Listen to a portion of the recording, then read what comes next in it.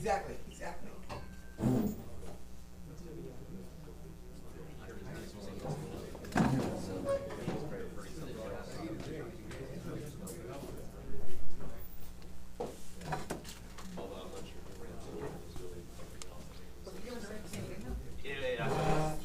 I mean, it was essentially the same thing, just worse.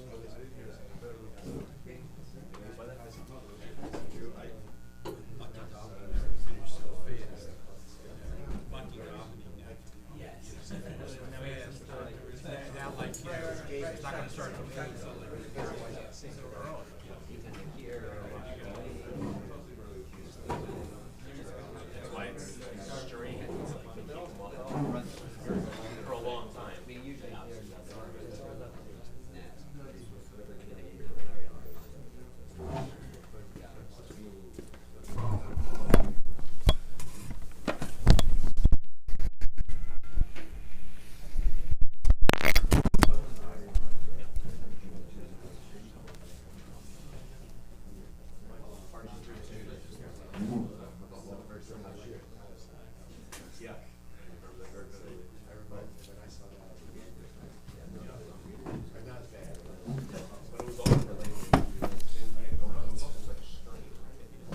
Cups of coffee. It's mamish like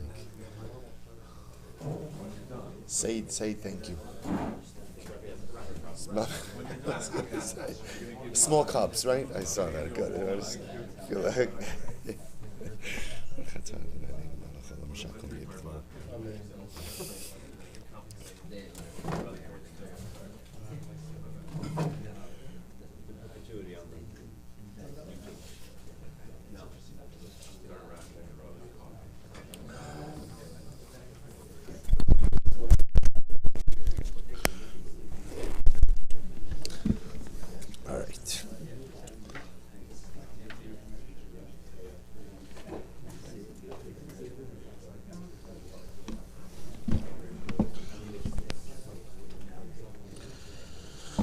all right, Rabbi, say good morning. Let's begin. Today's daf is daf Zayin. I want to thank Rabbi Huda for giving the shir yesterday. I know you got towards the bottom of the daf, but just to keep it a little bit easier, let's just pick up at the two dots on Vav Amud Beis 6b. Rabbi Yossi Omer Noder Umarich. It's 2, 4, 6, 8, 10, 12 lines up from the bottom. Again, just Yehuda got further. I just want to be clear. I don't want to Chasson be polgame in his Daf Yomi accomplishments. He got further. I'm moving back a little bit. Our shir this morning is dedicated by Adam and Amy Goldman, as well as Hilly and Ellie Kagan, in honor of the Magidei Shir and Moshe Abramson for making it possible to tune into the DAF online. Especially Yasher Koach to our Talmud Torah sponsors for the month of Sivan, David and Roberta Schwartz, for dedicating all the shiurim this month in honor of the members of the shul. I will say with that, let's begin. A beautiful sugya, a number of fascinating sugyas ahead of us today. So we start with this quote from the Mishnah. Rabbi Yossi Omer, no der umarech. So also remember again, the Mishnah introduced us to the interesting idea about the goses, the person, ultimately again, who is on the cusp of dying, again, without getting into the technical definitions of goses, which are not really all that material for our sugya right now, but suffice it to say that it's someone who is going to imminently die as a result of some illness, internal or whatever else, or yotze lehorig, someone who has been sentenced to execution and is being led out for execution. Rabbi Yossi said in the Mishnah, Noder umarich, he has the ability to go ahead and make a neder, meaning to go ahead and make a neder regarding his value, to pledge his value to the Beis HaMikdash, umarich, and he has the ability also to make an Arachin vow, makdish, and he has the ability to consecrate something, vim hezik chayiv. Furthermore, if he caused damage, if this individual who's being led out to be executed, who's a goses, damages, he will be chayiv for those damages. So also with that, let's begin. Says the Gemara, v'tanakama mi ka'amar delo. So does the Tanakama actually argue in Rabbi Yossi regarding these items? Ella, benoder umarich umakdish koli amalo pligi. The truth is, in the realm of if this individual who's the goses, or is yotze lehareg, ultimately again makes a neder, an erachin vow, or is makdish something, everyone agrees that it works. Ki pligi. So we'll say, where does the machlokes come up? And this is really quite fascinating. Bim hezek. Well, so listen to this case.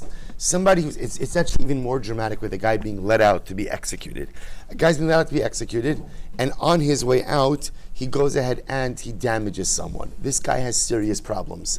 Right? So again, remember, he's right. He's been sentenced to execution for a crime, and on his way out, he damages someone. So he's mazik someone. Tana Kamasa.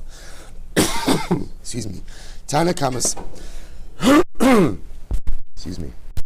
Tanakama Savar, Hezik eno chayiv bit im Hezik eno chayiv b'tashlumim. Tanakama holds that ultimately, again, if this individual did damage, he is not chayiv to go ahead and pay restitution. Rabbi Yossi holds im Hezik chayiv b'tashlumim. If he damaged, he is chayiv to pay restitution. So what are they arguing about? So this is quite interesting. Rav Yosef b'milva al peh govem in hayarshin kamiflagi. But what they're arguing about is as follows: if there is an unrecorded debt, right? So let's say again, someone dies with an unrecorded debt. An unrecorded debt means a debt that does not have a shtar. It's not recorded in a shtar. So halacha l'maisa, is such a debt like that collectible from inheritors or not? Look at Rashi for just a moment. Milva alpeh kegon zeh shehezek v'lo amad bedin al kach kodel misa. So we'll say, listen to this. Let me start with a simple case. The simple case will be as follows: Reuven borrows $1,000 from Shimon. It's never recorded in a shtar. Reuven dies. Shimon comes to Reuven's Yarshim, his inheritor, says, your father borrowed money from me. So let's assume for a moment we're not contesting that the debt exists or not. The shaila is, do you have the ability to collect an unrecorded debt from inheritors or not? What does that have to do with our case? Because we'll say, watch this. Reuven's been sentenced to death. Let's keep it easy. Reuven ate on Yom Kippur. Right? So he's going to be sentenced to death. Well, that's the wrong case. Reuven was Mechal Shabbos before Hesio, right? He intentionally was Mechal Shabbos in public. So what happens? He goes there and is now sentenced to death. On his way out to be sentenced to death, on his way out to be executed, he breaks Shimon's arm. So we'll say, then what happens? Reuven is executed. Shimon wants to collect damages from Reuven's heirs. So we'll say, so that idea, that damage is ultimately like an unrecorded debt. There's a chiyuv, but of course, again, it was never recorded. And we'll say, what would be recorded in this situation? A din Torah, right? Under normal circumstances, had Reuven not been let out to be executed, Shimon would have called him to Beis Din. Beis Din would have passed in against Reuven. That would have been a recorded debt. So the shaila is, in this case, can Shimon collect from Reuven's heirs after Reuven's been executed? Tanakama holds that an unrecorded debt cannot be collected from inheritors. Rabbi Yossi says no. Milva alpeh. Excuse me. Rabbi Yossi holds milva alpeh, an unrecorded debt can be collected from Yarshim. Rava says, Tukuli alma milva alpeh. So we'll say in Rava's model, Rava says everyone agrees that in reality an unrecorded debt cannot be collected from Yarshim. V'hacha b'milva ksuva b'torah k'mifkir. Well, see here the machlok is actually something very different, fascinating. What about a biblical debt? What's the status of a biblical debt? Tanakama savar, we'll see what that means in just a moment. Tanakama savar, milva ksuva b'torah, lav kiksuva b'shtar dam. So Tanakama holds a biblical debt is not the equivalent as if it has been recorded in a document. Rabbi Yossi savar kiksuva b'shtar damya. Rabbi Yossi says a biblical debt is like it is recorded in a document. Also, what's a biblical debt? A biblical debt is any time you owe money because of a Torah obligation. So we'll say, so think about this. If you damage someone, what kind of debt is that?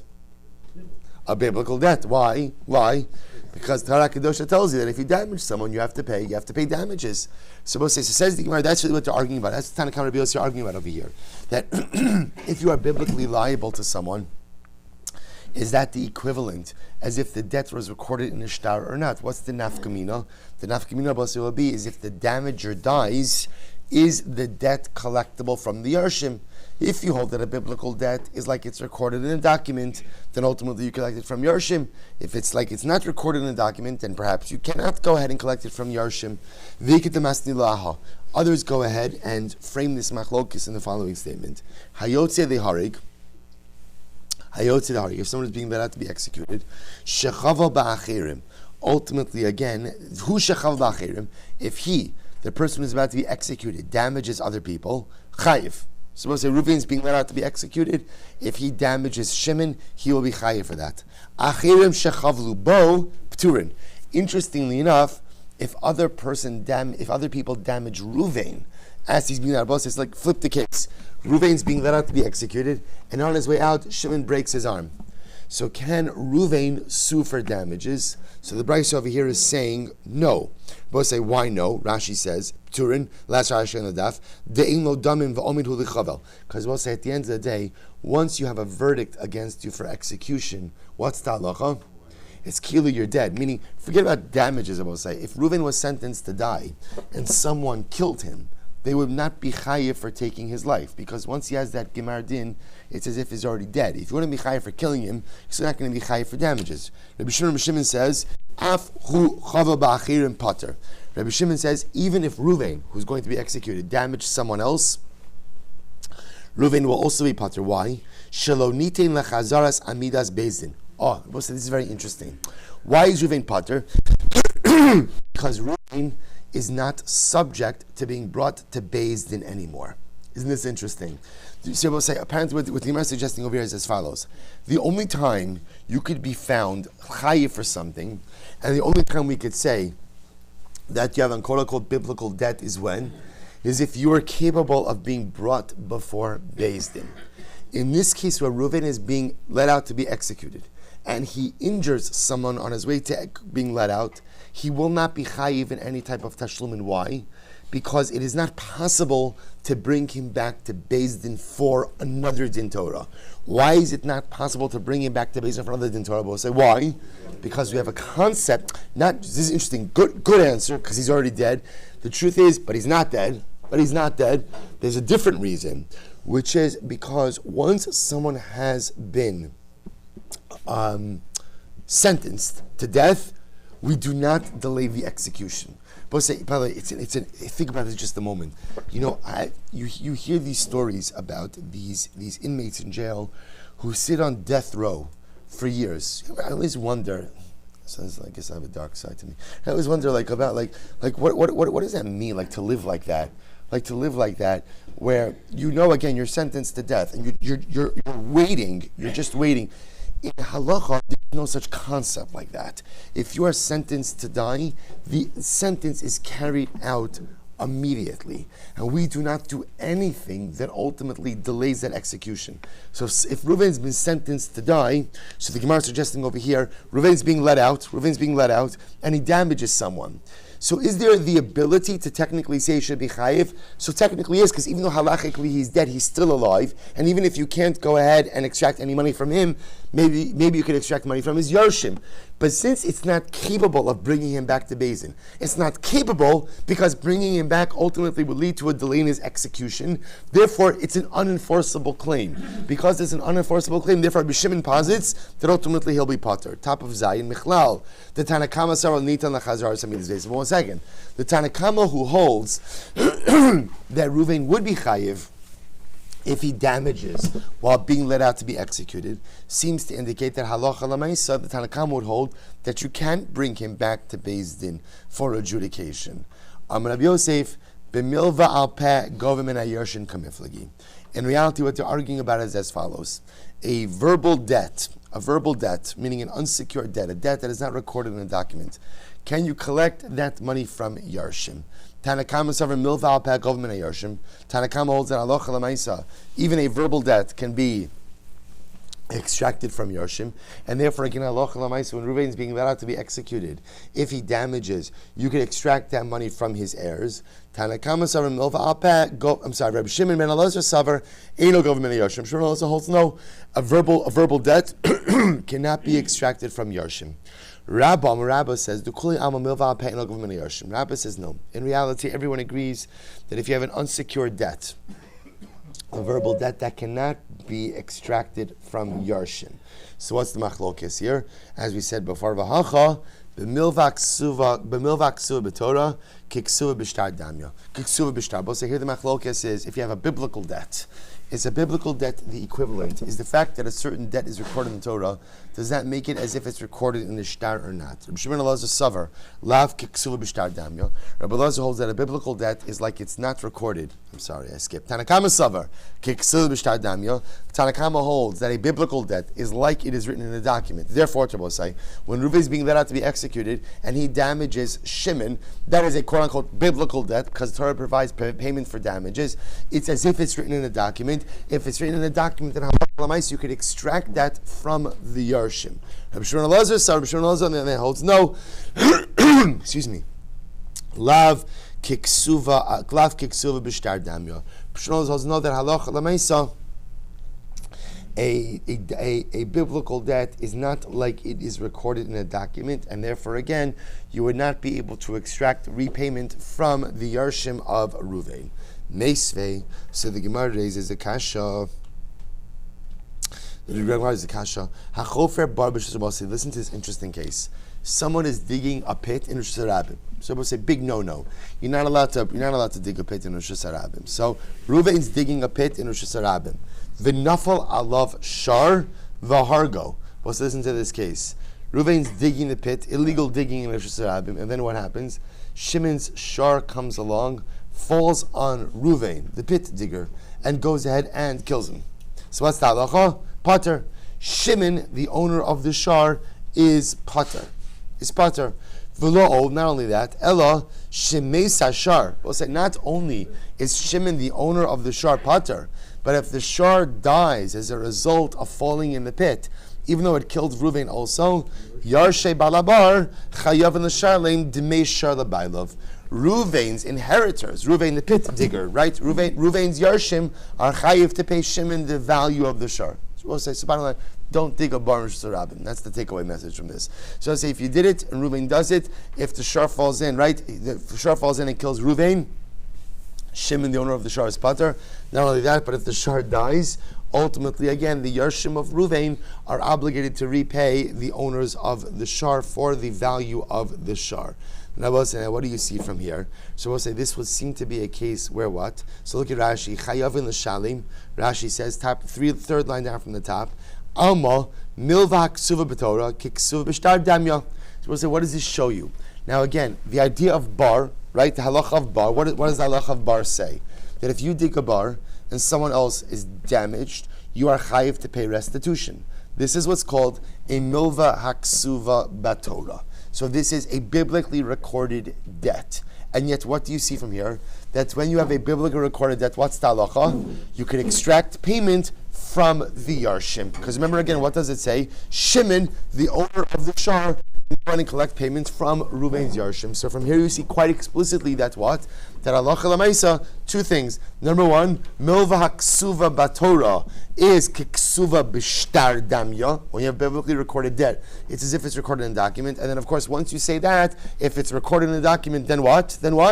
You can certainly go back and then extract payment from the Yarshim, the inheritors of the initial claimant.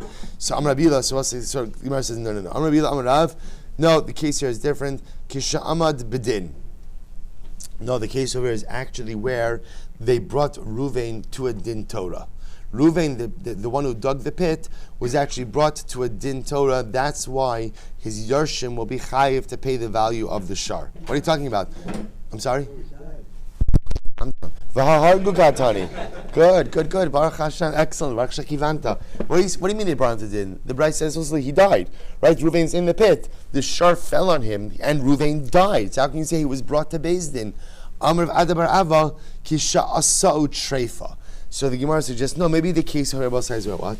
The shar fell on Ruvain, but Ruvain didn't immediately die. Instead, what happened? He was made into a treifa. Right? So again, he was mortally injured, but he was still alive enough to ultimately go to Beis Din, and therefore there was a din Torah. He was found liable, and because he was found liable in Beis Din, that's why the Yarshim will be chayiv to pay. 1 second. V'amar Rav Nachman Tani Tana Mace the Kavro. But 1 second. Second Rav Nachman says, but that's not what the Brisa says, right? The way Rav Nachman read the Brisa is that the shar fell on Ruvain and what? Buried him in the pit, which sounds like halacha l'maisa. Ruvain never emerged from the pit. To which the Gemara says, V'hilchasa diyasvi daina apuma debira. To which the Gemara says, what's the case over here? Where ultimately, again, there happened to be a Beis Din by the edge of the pit when all of this occurred. So the Beis Din see it, and ultimately, again, it's all about timing. All about timing. So what happens? So the Beis Din was there, and the Beis Din found Ruvain Chayiv. So we'll say, so therefore, again, because the Beis Din found Ruvain Chayiv, ultimately, again, because there was a Din Torah, that's why the owners of the shar can extract payment from the Yarshim of Ruvain, because it was a Din Torah. But without a Din Torah, you would not be able to necessarily extrapolate that what? That Milva Ksuva B'Torah is Kiksuva B'Shtardam. We look at Rashi. V'ilchasa Hadik Tani Yarshin Chayav and Kigon Diyasvi Dayani Apuma Debira V'Chayvua Miyad L'Shalim. So we'll say again a little bit of a very narrow explanation, but the point the Gemara is saying is you can't bring a raya from this. That from this case we see that Milva Ksuva B'Torah is Kiksuva B'Shtardam. So the Gemara says Tanabanon. Here we go, another case. Hayotzi Lihareg. So what's the interesting case? If Ruvain's being led out to be executed, Mazin Alav Midam Chatas. Well, this is actually a fascinating case. Let's say Ruvain had a chatos that he had not offered. So the Shayla Bosa is now he's been condemned. He's being led out to be executed. Can we offer his chatos on his behalf? Now, remember again, we've learned a number of times that one of the types of animals that is left to die is a chatos shemesu ba'alov. Right? If you have a chatos offering and the owner died, there's nothing to do with that chatos except to let it die. So what's what the Gemara is suggesting over here is that halacha l'maisa, even though Ruvain has been condemned to death, we still allow his chatos to be offered and its blood to be sprinkled. So umidam hashamo. I'm sorry. Mazin alav midam chatos umidam hashamo. Look at Rashi just a moment. Mazin alav zarkin b'shvilo dam chatos v'hashamo v'lo havye kechatos shemesu ba'aleha kol zman shelo nerag. So I'll say, so as long as Reuven is still physically alive, we allow his chatos to be offered on his behalf. Now, we'll say, what's the novelty here? The novelty is, although in some respects, once he's been sentenced to death, he's like what? He's like dead, right? V'harai, if you were to kill him, you would not be chayiv for that. In other respects, he's still very much alive. So if he had not yet offered up his chatas, he would still be permitted to go and offer up his chatas on his behalf. So the Gemara says, chata ba'osasha. Well, listen to this. Reuven is a busy guy. Let's say as he's being led out to be executed, he commits an aveira for which he would be chayiv ultimately again for chata. So I'll say, for example, what would be an example of this? Look at Rashi. Chata b'shogeg ba'osasha sheyatzeli harikigon shera'a chelev u'kesav shuman. I'll say some people have no mazel. Right, so Reuven is being led out. They offer him his last meal. He says, "I'd love some shuman, some schmaltz." He ends up eating the shuman, and it turns out that it's chelev. Right? Isser kares. Right? But again, it's b'shogeg. So if he did something that warrants a chatos as he's being led out, then what? Ein niskakin lo. Halacha l'maisa, we do not offer up any type of, we do not separate a chatos on his behalf. My timer, what's the reason? A very simple idea, because halacha l'maisa, we don't do anything to delay his execution. And therefore, both say, if when he's being let out to be executed, he commits an aveira that warrants a chatos, if we start separating out the carbon, it's going to delay the execution. We don't do that. Abai says, 1 second. Right? But again, I don't understand. If that's the case, then what?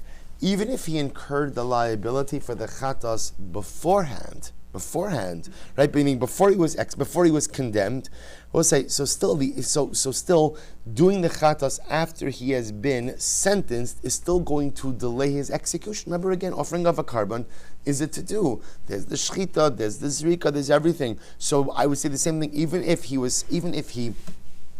incurred chatas liability before his sentencing, halacha l'maisa, we still shouldn't offer up the chatas after his sentencing, because there's the possibility that it will delay the execution. To which the Gemara says, you're right, what's the case? Kegon shahaya zavocha zavuach ba'osasha. But we're talking about a case where, by the time he was sentenced, the chatas was already shechted. It was already shechted. So therefore the Brayta, if it was already shechted, we could do the zrika of the dam. Says the Gemara, well, if that's the case, right? Aval ein zivcho zavuach mai. But if his chatas was not already shechted by the time of sentencing, then what? Lo. Then ultimately, again, we would not shecht his chatas. If that's the case, adatani chata ba'osa sha in iskakin lo. If that's the case, then why do you have to introduce a new case of where he sinned after sentencing? Liflog v'lisnei b'didei. You can make the fundamental distinction in one case. We'll say even if Ruvain was liable to a chatas prior to his sentencing, when do we say we offer his chatas? Shahaya zevach zavuach ba'osasha. When the chatas is already shechted. Aval in zevach zavuach lo. But halacha l'maisef what?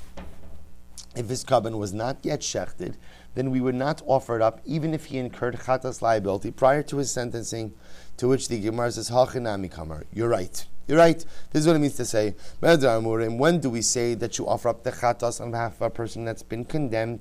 Shahaya zevach zavuach ba'osasha. If the chatas was already shechted. So if the chatas was already shechted, then we allow the rest of the process to play out, zvik and everything else. Aval in zevach zavuach. But we'll say if halacha l'maisa, Reuven was condemned and his chatas was not yet shechted, then what? Then halacha l'maisa na'aseh kimishachata ba'osasha. We would treat that as a case where halacha l'maisa he just sinned ve'einis kakima. So we'll say, so it turns out that halacha l'maisa, whether Reuven sinned before sentencing or sinned after sentencing, ultimately again halacha l'maisa the only way we'll offer up his chatas is when? Is if it was already shechted. If it was already shechted and the process is underway, and therefore again the sprinkling of the blood will not result in any type of delay of execution, then halacha l'maisa we will do it. But if either again he sinned before, but the carbon was not yet shechted, or he sinned after sentencing, halacha l'maisa we will not go ahead and offer up the chatas. Incredible. So let's see, now we go weiter. Says the Mishnah. So I will say, so actually, for those of us who spent Shavuos night learning together, we spent a good 5 hours focusing on this particular Mishnah. This Mishnah here, this Sugya, is the source for the fundamental shitos of the Yavitz, of the Chovas Yoyer, among many others in the realm of abortion. Here we go. It says the Mishnah. This Mishnah, the Mishnah in Arachin. I'm sorry? It's Sunday. Oh, we can do a quick recap of this year. I can get it in 4.5. I can come in and Let's listen to this. A woman is about to be executed. So we'll say in this case over here, a woman has been sentenced to execution. She's pregnant. We do not wait for her to give birth. Rather, halacha l'maisa, we execute her even while she's pregnant, even though again her death will result ultimately again in the death of the child. So we'll say, so if you look at Rashi, in mamtina la ad sheteled, Rashi says, Ella hargin v'lado ima. We go ahead and we kill the baby along with her. Dechad gufahu. We'll say this Rashi, I just want to tell you, one little Rashi in Arachin fundamentally shapes the entire Jewish view, not the entire, right, but a large majority of the Jewish view on abortion. Rashi HaKadosh is clearly saying that what? A fetus does not have an independent entity. A fetus is not an independent life source, but rather a fetus is a part of the mother. And therefore, halacha l'maisa, if the mother is sentenced to death, the baby has no independent rights. This we'll say is very, very, very important, because halacha l'maisa, people always assume that Judaism is profoundly pro-life, like the church. We don't agree with the church at all in the realm of abortion, because I will say again, the church feels that from the moment of inception or conception, right, that a fetus has rights. So again, we don't subscribe to that concept at all. Certainly not from the time that a woman conceives. That's for sure. First 40 days in halacha is a separate discussion. But again, you see Rashi HaKadosh saying that, right, remember again, I want to point out, the Mishnah makes no distinction over here about what? Right? How far along in her pregnancy she is. Whether she's 1 month pregnant or 9 months pregnant. Halacha l'maisa, if she's condemned to death, halacha l'maisa, again, we kill her, even though, again, her death is going to result in the death of the fetus. Again, interesting discussion. So the Gemara says as follows. So ultimately, again, once a woman we'll say literally has sat down on the birthing stool. So generally, the way we understand this to mean is she's gone into labor. When she's gone into labor, or when she's gone into labor, halacha lemaisa, we wait for her to give birth. So Rashi says over here, so Rashi seems to understand that once labor has begun, now the fetus has its own independent identity. Therefore, wait for her to give birth before executing her. Haisha shenerga, a woman who has been executed, nenin bisara. We are permitted to get benefit from her hair. Behema shenerga asura bahana. But a behema that was killed, that was executed, ultimately you can't get any hana from the behema. Good. Says the Gemara. Pshita. This is incredible. So remember again, focusing on the first halacha, that if a woman is pregnant and sentenced to death, we go ahead and we execute her. Ultimately, again, even before she's given birth. The Gemara says that's obvious. Gufahi. The fetus is not an independent entity. It's part of the mother. So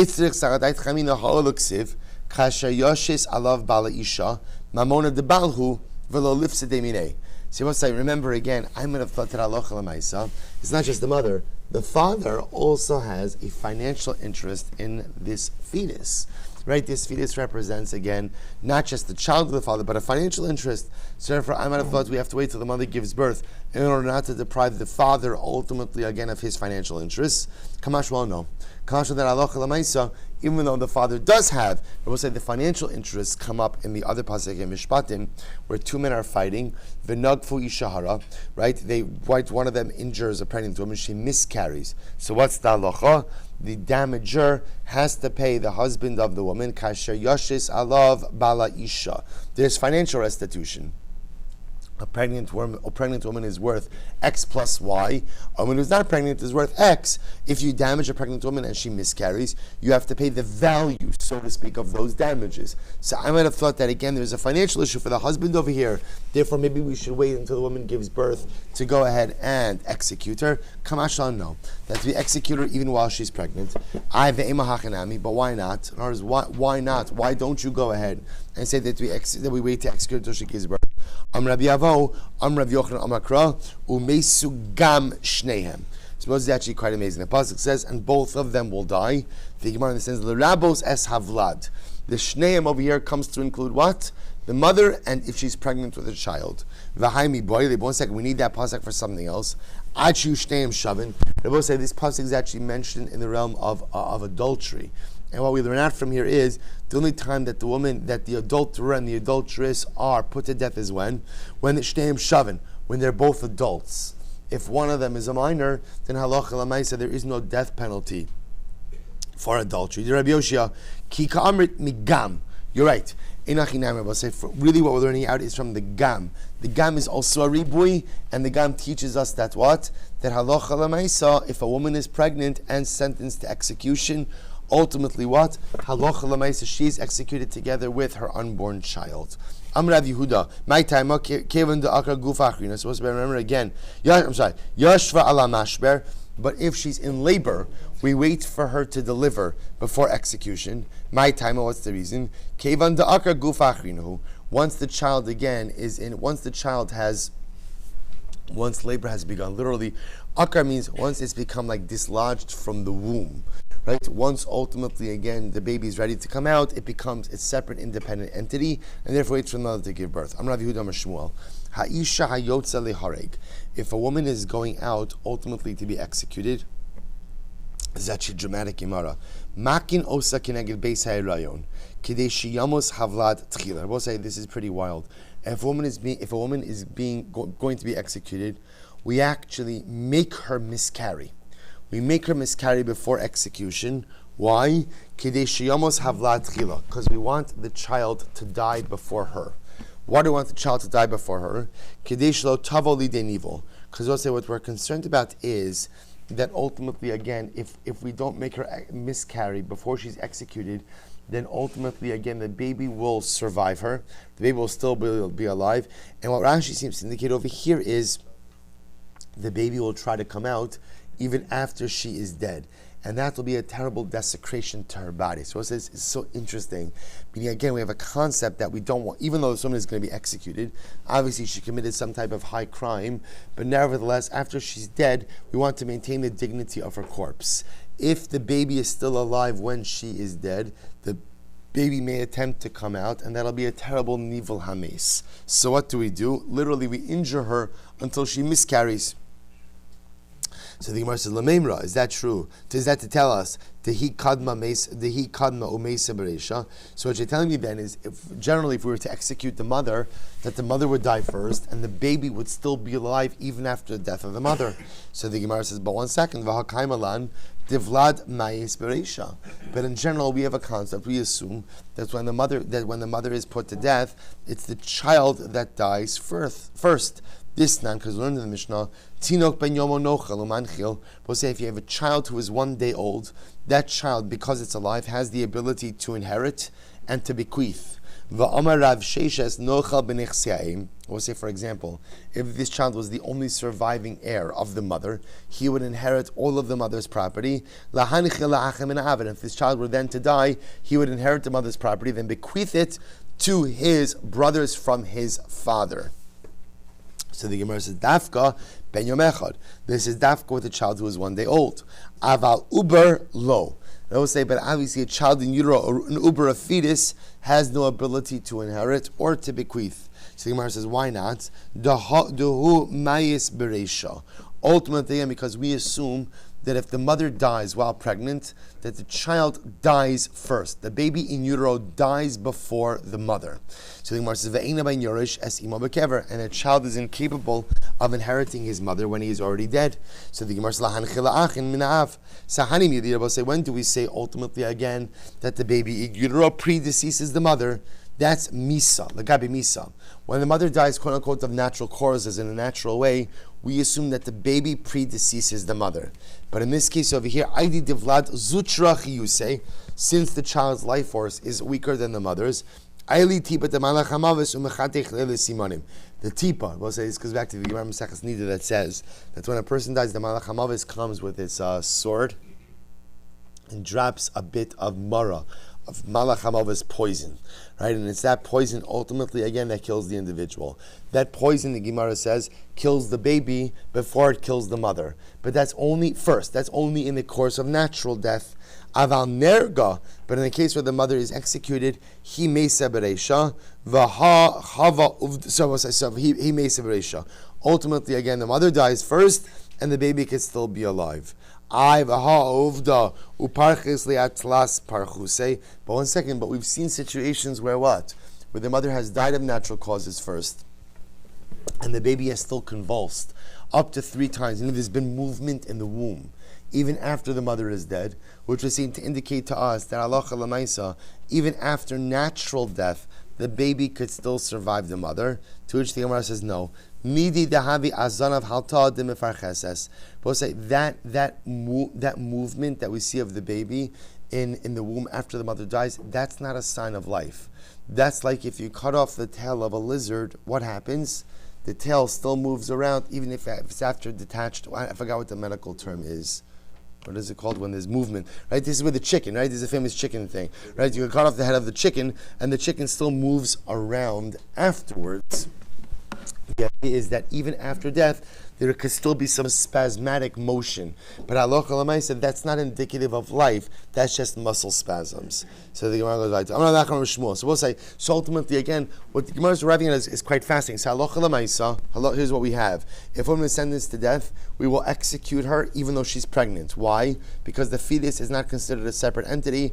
Ultimately, again, it's part of the mother. Halacha l'maisa will cause her to miscarry prior to execution, because you don't want the dignity of her corpse to be compromised by the baby moving around. When the mother dies of natural causes, we assume that halacha l'maisa, the baby has what? The fetus has predeceased the mother. Sometimes the fetus moves around even after the death of the mother. That's just post-death spasms, but that is not indicative of life. But where there is an execution, that's with the possibility of the fetus to outlive the mother. Therefore, we cause the mother to miscarry prior to her execution. So the Gemara says weiter. Amr Nachman Amr Shmuel, Isha sheyashva ala mashper umeisa b'Shabbos Mevi'in sakin umekarim es kreso motzim es havar. It's an interesting case. Switching gears for just a moment. A woman Nebuch died. She died in labor. So what happens? So halacha l'maisa, we go ahead and we bring a knife. Umekarim es kresa, and we rip open her stomach. In other words, we perform an emergency C-section, and we go ahead and we extract the vlad. We extract the baby. To which the Gemara says pshita. So that's obvious. My obvious. So we'll say. So the Gemara says, what's the chiddush? Rashi says umekarim es kresa. Last Rashi that the zimnin. The mikri he might be. So we'll say, well, here's what's interesting. As much as we just said, when a woman dies of natural causes, what happens? The baby dies before her. So we'll say. So I would say, therefore, when a mother dies in labor, that's ultimately called dying of natural causes. Okay.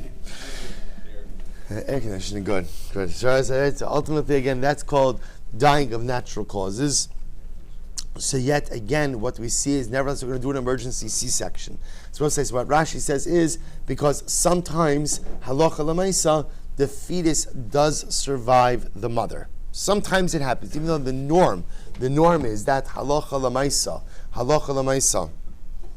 We will go ahead. The fetus will predecease the mother. Sometimes the fetus outlives the mother. So pshita, my avid. So the Gemara says mechatech babasahu. So I'll say ultimately again. So what's the chiddush? What's the chiddush over here? In other words, we'll say if you're talking about a din in Shabbos, ultimately again. So the mother's dead. So there's no din of chovel. We'll remember again, halacha l'maisa in Shabbos. You're not permitted to go ahead and injure someone in a way that draws blood. It's actually a tolda of the av malacha of shchita. So maybe you'll see over here there's nothing to talk about because here the mother is dead. No. What's the novelty over here, Abosai? The novelty over here is the knife that you need to perform the emergency C-section is somewhere in the Rishus Harabim. So you're going to have to do a biblical act of hotzah. The misveka mechalin on Shabbos. We'll say, what do you see from here? So we'll say, what's the chiddush? The chiddush over here is because of safek sakanas nafashos, because there's a possibility there's a safek. That's what. The baby's still alive. So mechalo Shabbos, bring the knife, because again, even though bringing the knife is chilo Shabbos, because ultimately again sveka mechalin on Shabbos.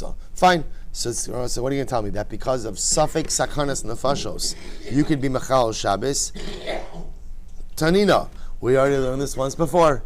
Misha nafla alav mapolas. Let's listen to this. If somebody is buried under rubble, a building fell on someone, chas v'shalom.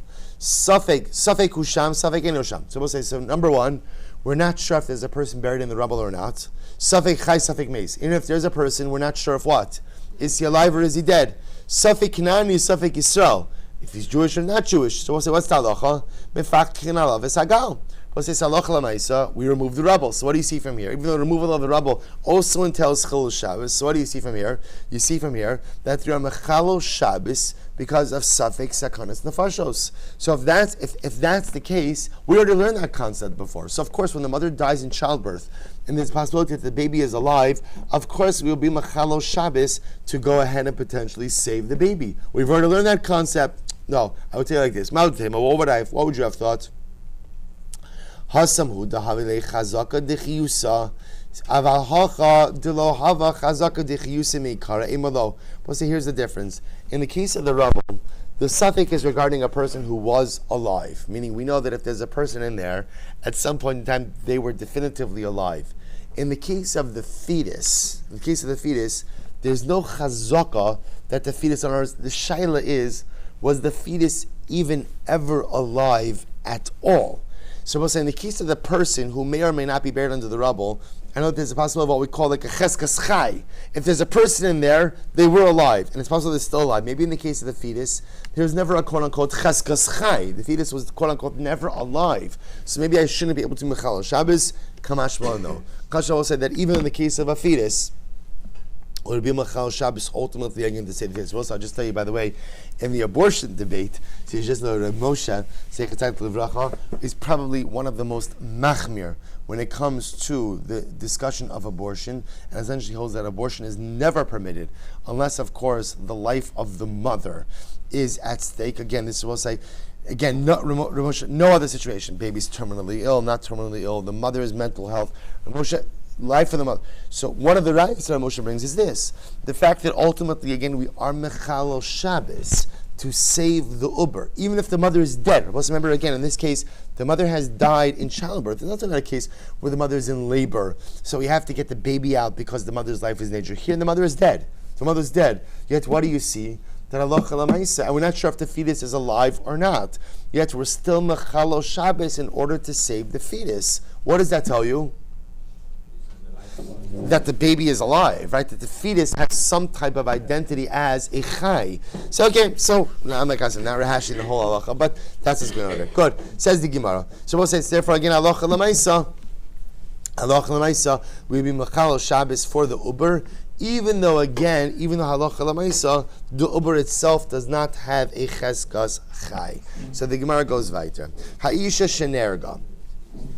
So we'll say if the woman ultimately again is if the woman is executed, so the halacha is you can get benefit from her hair, right? You could go ahead and get hana from her hair. Says the Gemara, va'amai, why is that? Isuri hana ninhu. I don't understand. I will say in general, halacha l'maisa, anything that is attached to the body, right, is aser bana. You can't get benefits from a mace. You can't get benefit from a corpse. So therefore, halacha l'maisa, her hair is attached to her body. So why should you be able to go ahead and get hana from it? So Amarav ba'omeres tunu se'eri labiti. So I say, Rav says, what's the case? The case where before she died, she says, you know what, I have very beautiful hair. Give my hair to my daughter. Give my hair to my shaitel, right? Give my hair to my daughter. To which the Gemara says, "Ilu." I don't think the Gemara says, "Who cares what she said?" Ilu arma tunu yadi lebiti miya vinala. And if she would have said, "Give my arm to my daughter," right? Cut off my hand when I'm dead and give it to my daughter. She should always remember me, right? So again, I will say. So ultimately, again, so would we do such a thing like that? Of course not. We wouldn't lop off the limb of a corpse to give it to the daughter just because the person before they died commanded this. The hair is no different than the limb. Amra papa, no. But listen to this. The pe'anachris. I will say the case is her shaitel. So the woman who's being executed, I will say, is wearing her shaitel. Pe'anachris is a wig. She's wearing her shaitel. So what happens? Before she dies, she says, when I die, take my shaitel and give it to my daughter. Taima damar tenu. Now the reason we would go ahead and give it was shaitels are very expensive. I want to go on the record with this. I say don't be so quick like to like this is like. This is like a Yerusha. No, it's just a couple of $1,000 over here. So I'm gonna have Bepei Nachris. So let's listen to this. So Taima the Amratinu. Now, interestingly enough, the only reason why we allow, ultimately, again, the daughter to get benefits from her mother's shaitel is why? Because the mother, before she was executed, said tenu, said, give it to my daughter. Halo amra tenu, but if she did not say tenu, so gufahu, ultimately, again, is considered to be the body of the mother, umissar, and ultimately, again, it will be asr bana. So the Gemara says, "V'hami baile Rabbi Yossi Rechanina." But this was a question that was brought up by Rabbi Yossi Rechanina. By Rabbi Yossi Rechanina, Seyar Nashim Tzidkanios Mahu. Right? What happens? We'll say it's totally different context. So we'll say this is talking about an irani dachos. So if you have an irani dachos, remember, which is a city that worshipped Avodah Zarah, so halacha lamaisa, the inhabitants of the city are executed, and all the possessions of the city are destroyed. If there are righteous people who live in that city, they are taken out. They are not executed together with the residents of the city, but essentially they go out without any possessions, including their clothing, everything else. So what about the hair of a righteous woman from an irani dachos? What's its status? Rav is what mean her hair. The pe'anochris. Right, ultimately again with her shaitel, right? That was the shaitel. Ultimately again, what's the halacha? What's the halacha concerning her shaitel? To which the Gemara says, the tali b'sichsa. So I'll say, so ultimately again, if the shaitel's on her head, there's no shaila that she can go out with it because it's considered to be part of her body. Where does the shaila come up? What if her shaitel was hanging on a peg? Right? The sheitel was not on her head. So what are the ramifications ultimately again on her sheitel? If she lived in a Yarani Dachos, this woman is a righteous woman, so life is going to be spared. The question Shaila is, what about, is her sheitel going to be spared? If the sheitel is on her head, it's no Shaila, then why? Why? Because it's part of her body. So ultimately it won't destroy it. What if the sheitel is hanging on a peg? So the Gemara says, Hacha de mechaberba. So time with amartinu, halo amartinu, gufahu umitzar. So ultimately, again, the way it comes out is that halacha l'maisa.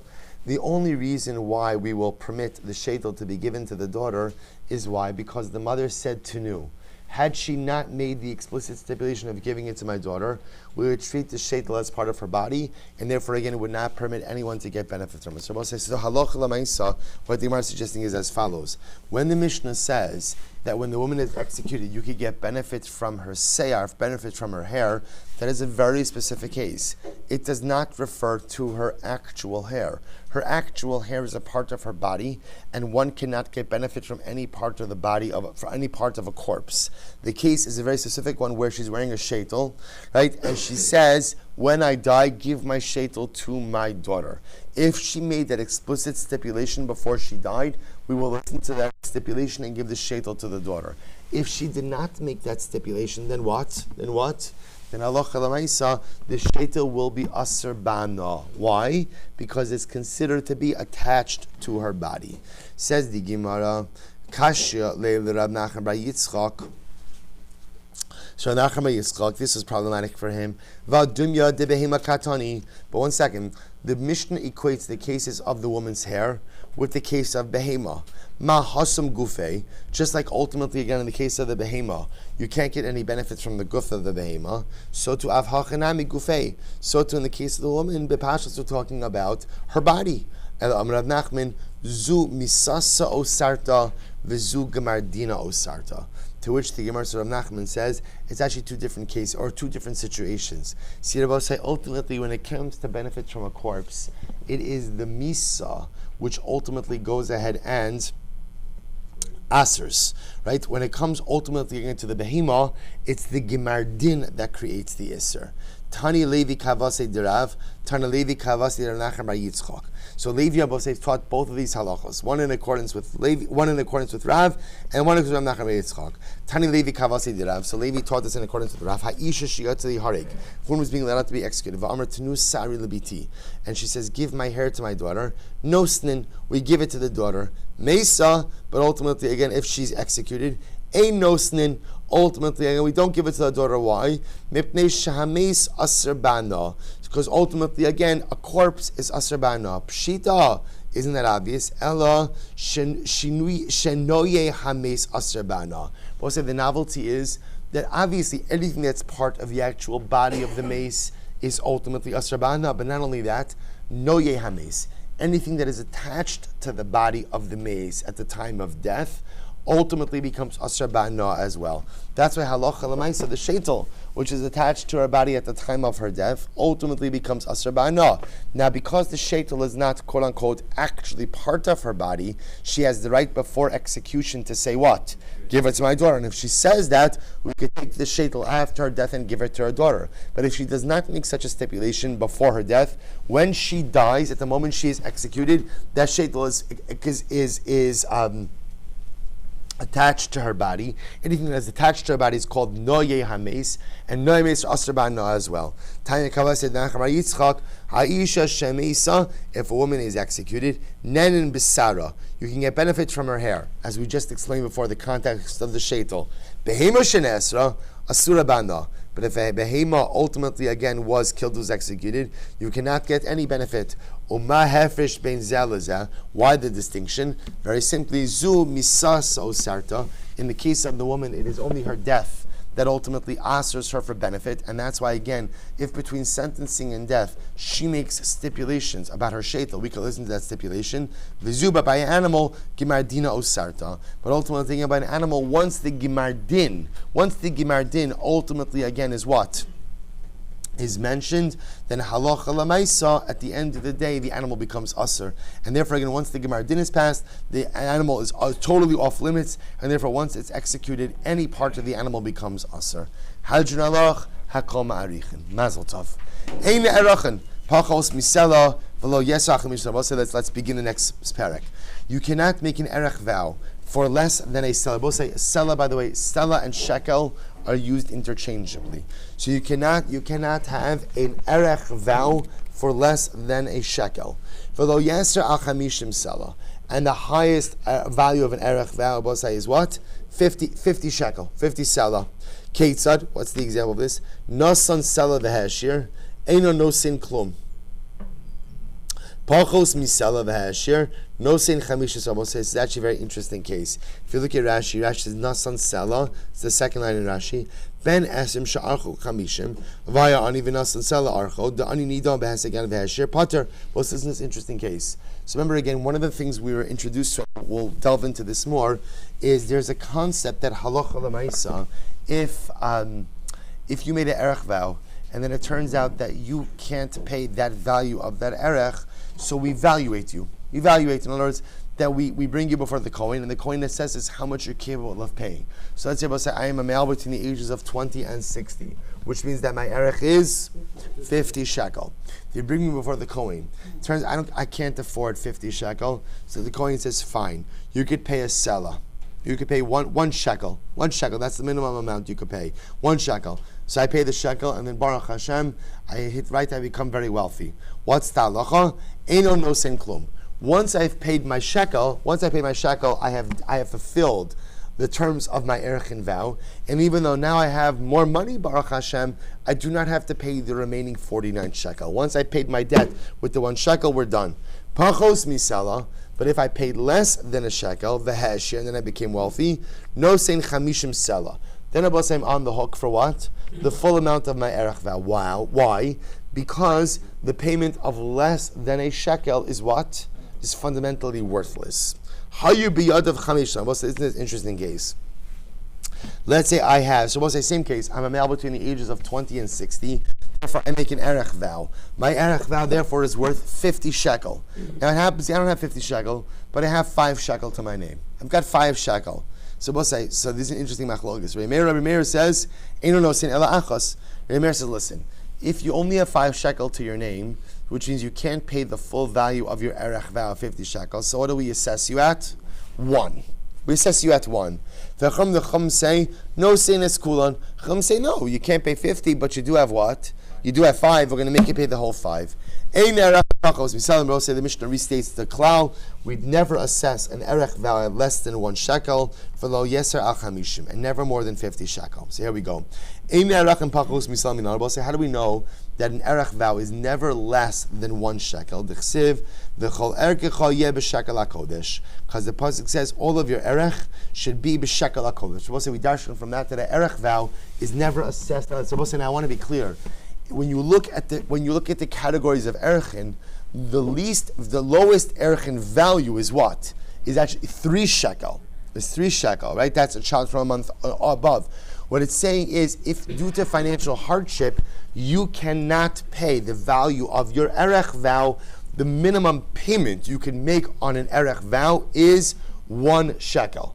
That is the minimum amount. So that is the minimum amount. It's fine. Where do we get that from? Because it says v'chol erkei b'shekel hakodesh. Kol erechin she'at hamarich lo yipchusin mishekel v'lo. So I will say any erech vow should never be valued at less than 1 shekel. V'lo yeser al chamishim slime. But a shekel, an erech vow is never more than 50 shekel. D'chsiv chamishim, because the Torah says chamishim 50. So that's our minimum and our maximum. Hayu biyadav chamisha. We'll say we'll do one more line. Hayu chamisha. We'll say, remember again, the next case was, I only have halacha lemaisa. I only have to my name 5 shkalim, and I made an erech vow ultimately again for 50 shekel. So what's the halacha? Wait a machlokes. So right, the Chachamim say you only have to give 1 shekel. Rabbi Meir says you only give 1. Chachamim say you give 5. My time, Rabbi Meir, ksiv chamishim u ksiv shekel. O chamishim o shekel. So we'll say, Rabbi Meir's logic is like this. Torah gives a minimum and a maximum. And you got to fit into one of those categories. Either pay the amount of your erech vow, which is 50 shekel, or what? Or pay the minimum. There's really no in between. The Rabbanan say, Hahu l'chol erchin shatamarich lo yipchusim mishekel da'asa. So Bo says, listen to this. So the Rabbanan are saying, no. What the Torah is giving you are the two bookends, right? The highest amount of an erchin vow is 50. The lowest amount is 1. However, heicha de isle amakra asher tasig yad hanoder v'yharei yado maseges. Right? Ultimately, again, but the pasuk says asher tasig yad hanoder, which tells you what? Which says that halacha lemaisa, what if you can't afford 50, but you have more than 1, then what? Pay the amount that you can. So it's a fundamental machlokes. Rabbi Meir says that the 50 and 1 are telling you that erech vows fit into extremes. There's no in between, right? There's no in between. Either you're paying 50 or you're paying 1.